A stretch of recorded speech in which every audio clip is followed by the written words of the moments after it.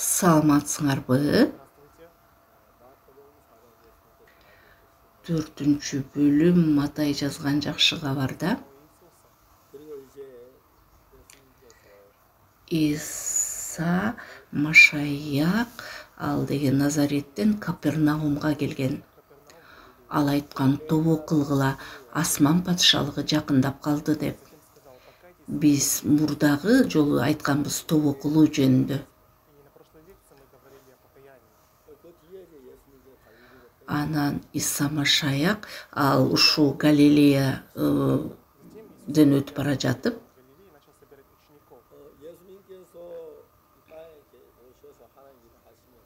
Иса жерге келгенде ал бир гана жакшы кабарды таратпастан ал окуучуларын чогулткан. Ал Галилей деңизде ал Пётрду, Жакып, Жаканды чакырган. Ал Жакан менен Жакыпты чакырган. Иса эмне себептен ал окуучуларын чогулткан? Ал Иса билген ал айкашка чыгачка кадаларын. Анан кийин ал тирилип, ал асман патшалыгына кетер жөнүндө. Иерусалимде бир гана Иса Машаяк болгон.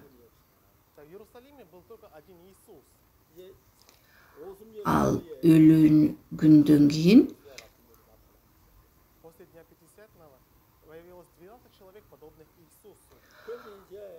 ал ошол окуучулары ал денедеги жашаган адамдар эле. Бирок качан алар өзүнүн жан дүйнөсүнө Исаны кабыл алганда, алар Исага окшошуп калышкан. Алар жакын эле арада алар күнөө кетиришип, алар жөнөкөй эле адамдар болгон. Бирок алар кийин Иса кылган иштерди алар да кылган. Эгерде биз ыйык китепти окусак, ал Иса Машаяк ал Кудай болгон. Бирок ал адамдын денесиндей дене менен келген. Исада биздикиндей эле дене болгон. Анын ичинде Кудай жашаган. Иса бул Кудай. Бирок биз Кудай эмес, бизде жөн эле гана дене болгон. Ушундай денеге биз Кудайды кабыл алганбыз. Иса бул Кудай, бирок ал адамдын денесиндей дене менен келген.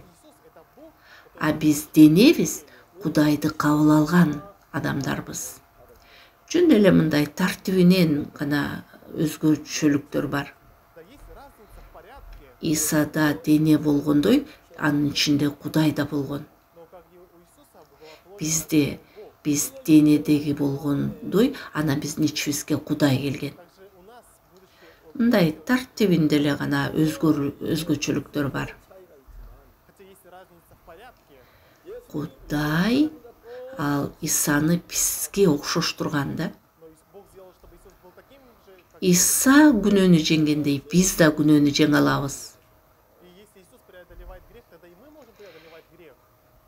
Иса жакшы кабар таратып, ал кереметтерди жасагандай, биз дагы ошондой кереметтерди кыла алабыз. Иса ооруларды айыктыргандай, биз да ооруларды айыктыра алабыз. Эгерде биз өзүбүздү таштап туруп жан дүйнөбүзгө Иса Машаякты кабыл алсак, Кудай бардыгын кылган биз Исадай иштерди кылыш үчүн. Окуучулар качан Иса Машаяк менен бирге болгондо, алар Исадан ушунчалык айырмаланып турган. Качан Иса айкаш жыгачка кадалып өлгөндөн кийин, 50-чү күнү аларга ыйык рух келген. Мен барганым жакшы деп айткан Иса Машаяк. Эгерде мен атама кетпесем, ыйык рух келбейт силерге деген.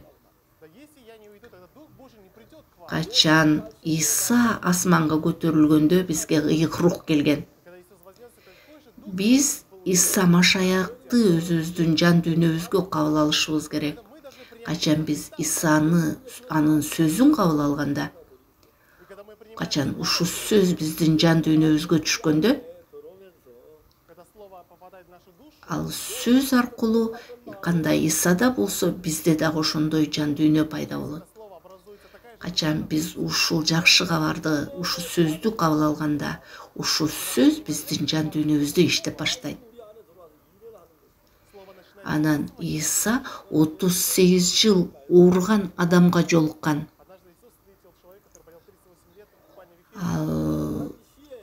Иса ал айырмаланып турган ал адамдан. Иса баскан. Бирок ал ооруган адам 38 жыл баса алган эмес. Иса ооруну жеңген. Ал ооруну жеңе алган эмес, ал ооруп аткан адам.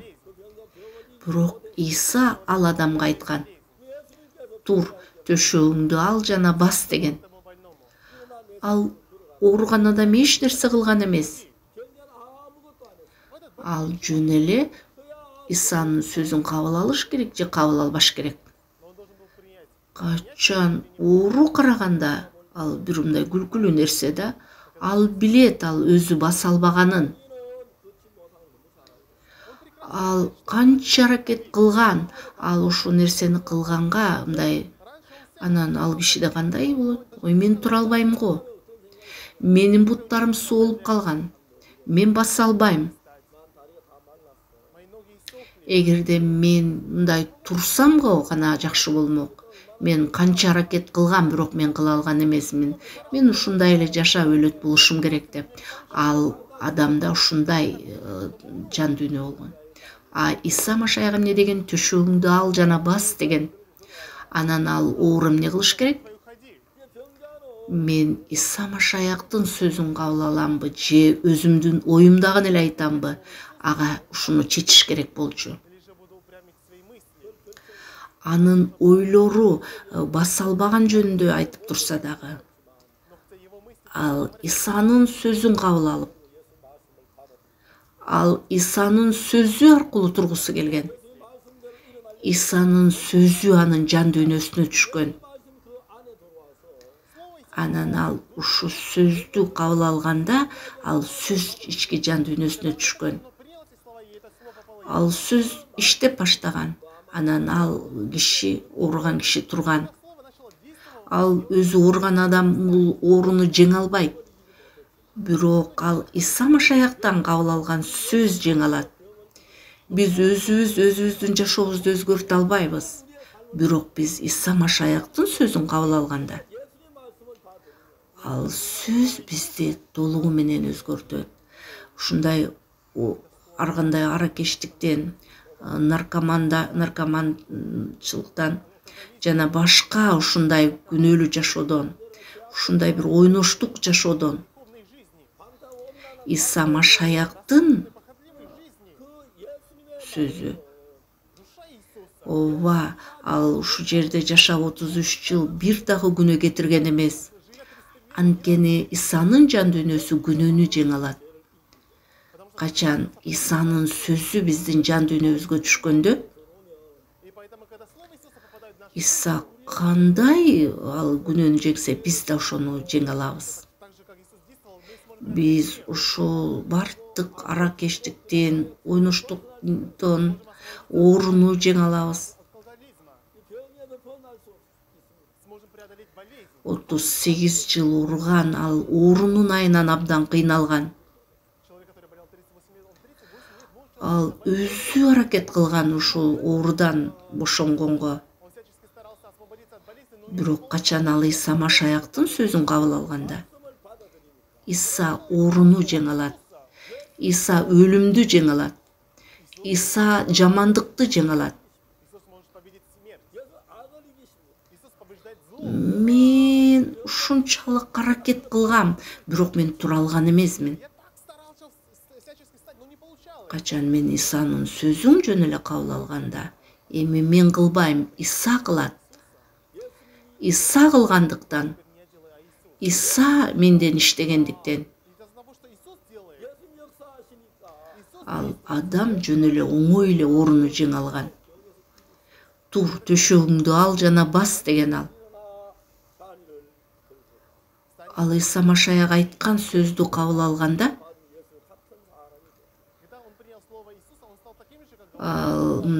ушул Самарянка жөнүндөгү ал аял болсо ойноштук жашоодо жашаган, ал 5 жолу турмушка чыккан. 6-чы күйөөсү менен жашаган ал. Анын ушул ойноштукто жашаган жашоосун өзгөртө алган эмес ал. Ал ушул нерсени жеңе албагандыктан ал аялга айтышкандыр да, неге сен ушинтип жашайсың? Эмне үчүн сен ушундай жашайсың? Эмне үчүн сен арак ичесиң? Эмне үчүн сен ушундай жаман оюндарды ойнойсуң деп. Мен ушул оюнду жеңе албагандыктан, аракты жеңе албагандыктан, анан ушу аракеч болуп, анан ойноштук жашоону жеңе албагандыктан ал ушундай туура эмес жашоодо жашайт. 38 жыл урган адам ал ооруну жеңе алган эмес. Анан качан ал Машаякка гана жолукканда, Иса Машаяктын сөзүн кабыл алганда, ал сөз аркылуу өзгөрүү келген. Ошо Самарянка дагы ал ушу кудуктун жанында Иса айткан сөздү уккан ал.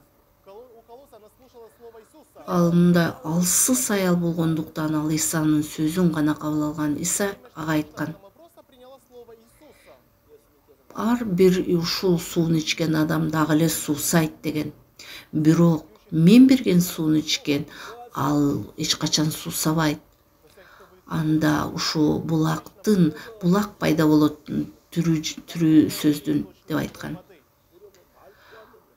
Анан кантип бул кандайча болот деген.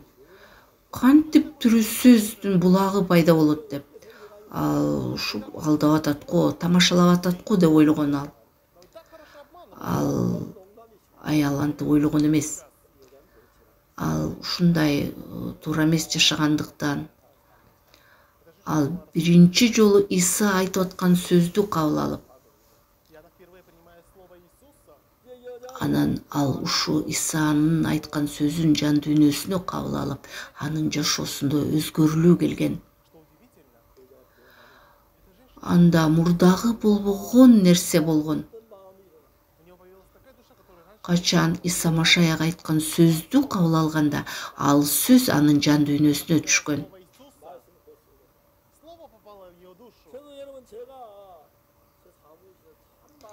Мен мага келген көп адамдар менен мен Иса Машаяк жөнүндө сүйлөйм. Анан кээ бирлер кабыл алат мен айткан сөздү. Анан кээ бир адамдар жөн эле уккусу келбейт Иса Машаяк жөнүндө айтканда.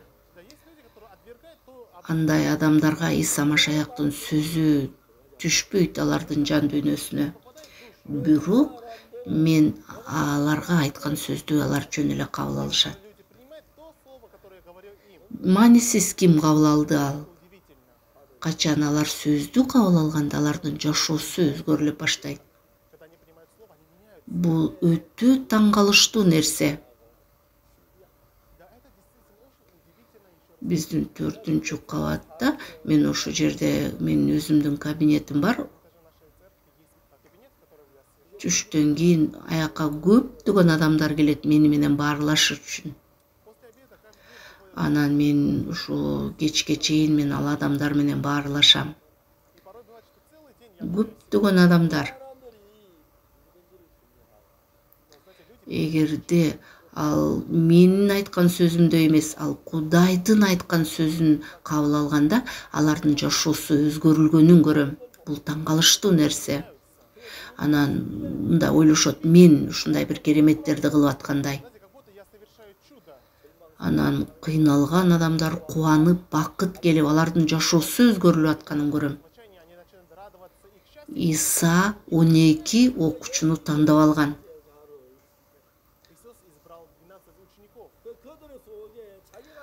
Анан ал өзүнүн оюн эмес, ал сөзүн насаат сөз кылып айткан. Көбү кабыл алган, көбү кабыл алган эмес.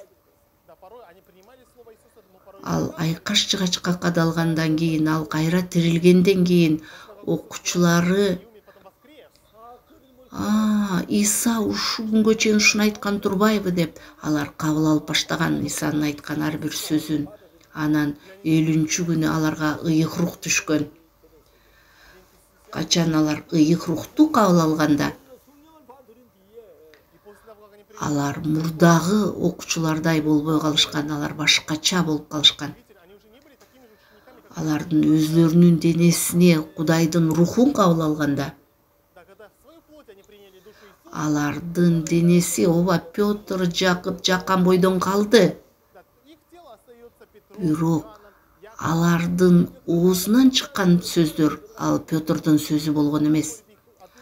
Алардын баягы эски жаккан Петрдун жашоосундай болуп калган эмес. Ыйык рух алардын ичинде жашап атканын биз ошон үчүн тобо кылышыбыз керек.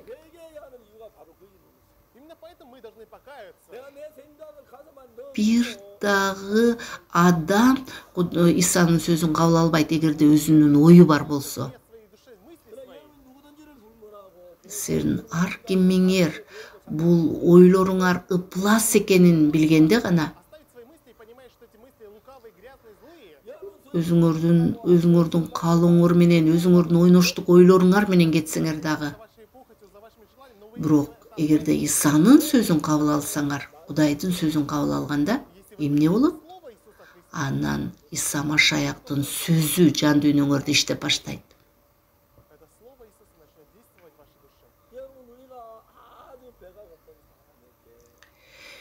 Анан эгерде ачка адамга нан берсең, ал күч алат. Мындай нан бул өзү мындай кызыктуу нерсе. Бул деле нан.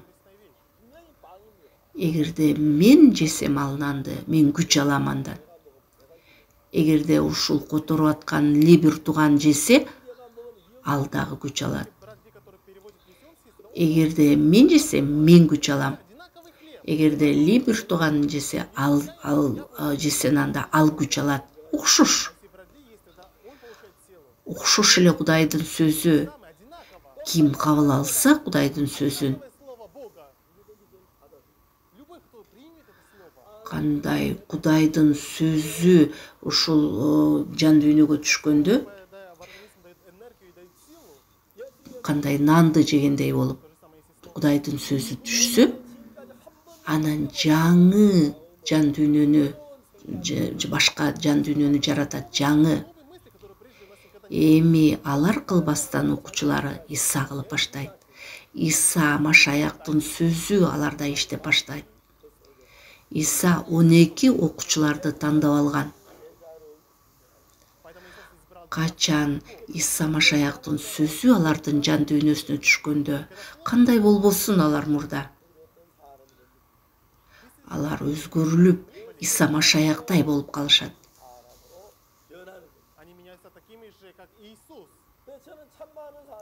Мен көптөгөн жолу көргөм, качан Иса Машаяктын жан дүйнөсүн кабыл алганда алар Исага окшошконун көрүп, анан мурда карасаң алар деген ушундай көптөн кыйынчылыктарда болгон. Анан Самарянканы караганда ал ойноштук жашаган аял болчу. Ал качан Исанын сөзүн алганда анда жашоосунда өзгөрүлүү келген.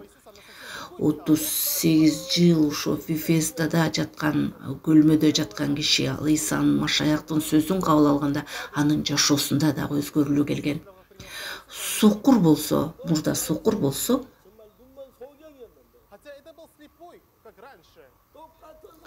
ал ушул эле ушул сөздү алганга чейин, анан сөздү ала электе жана сөздү алгандан кийин өзгөрүүлөрдү көрөсүң. Лазар болсо дагы ал Иса Машаяктын сөзүн кабыл ала электе ал ушул мүрзөдө жаткан. Ал качан Иса Машаяктын сөзүн кабыл алганда, ал өлүмдөн бошогон. Ал башка дүйнөгө келгенде Иса Машаяк сер жакшылык кылгыла, анан жакшы иштерди кылгыла дебейт. Жөн эле ойлоруңарды таштагыла дейт. Анан Иса Машаяктын сөзүн кабыл алгыла. Ошол сөз качан биздин жан дүйнөбүзгө киргенде, нан кандай адамга күч бергендей, жакшы көрбөгөн көз ушундай ачылып, жарык болгондой. Биз нан жегенде бизге күч пайда болгондой. Эгерде биз Кудайдын сөзүн кабыл алсак, эгерде өз ойлорубузду таштап, сөз жан дүйнөгө түшкөндө, Исадай болуп сиздин жашооңорго дагы өзгөрүлүү келет.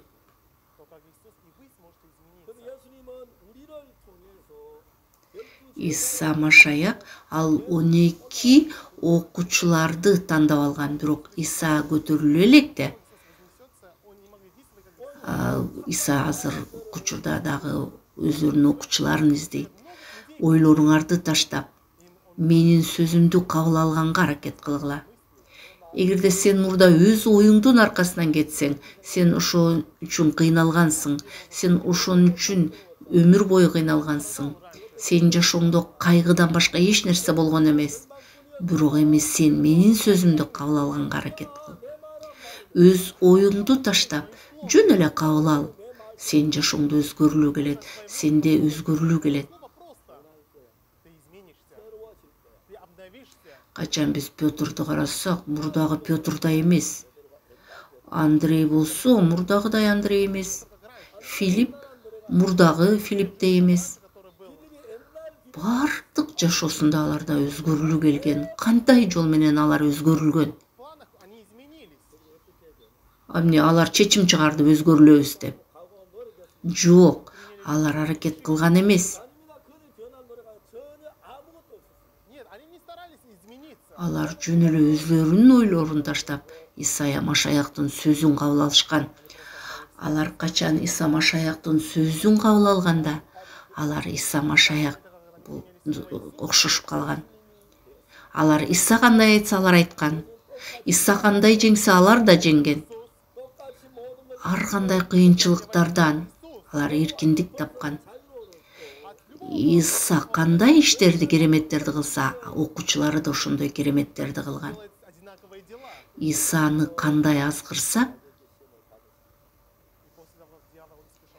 Иса Назареттен чыгып туруп ал Капернаумга жайгашкан, ал өзүнүн окуучуларын тандап алган.